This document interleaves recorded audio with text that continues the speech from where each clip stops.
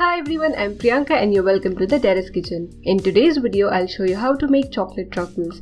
These are super easy to make and are super delicious. Let's get started.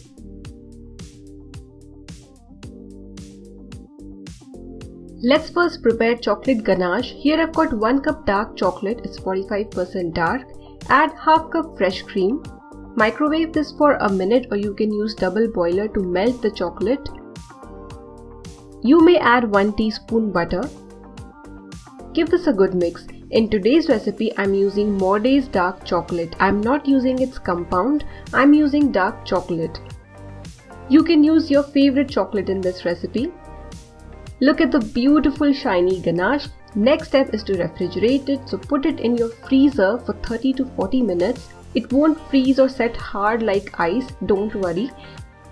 Look at the beautiful ganache. So you need to make sure that you don't roll it a lot between your palms because it melts. If you keep rolling it, keep giving it a round shape, it will melt between your palms. So you need to be quick here. After that, coat it with some cocoa powder.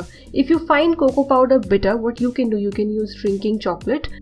Or you can mix some powdered sugar in your cocoa powder and coat your truffles with this mixture. You can decide what you want and what you would like, or you can coat your truffles with some desiccated coconut.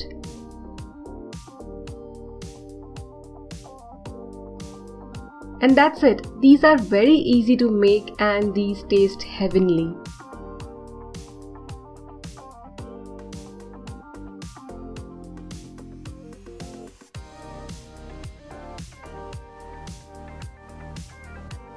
Repeat the same steps with the remaining mixture.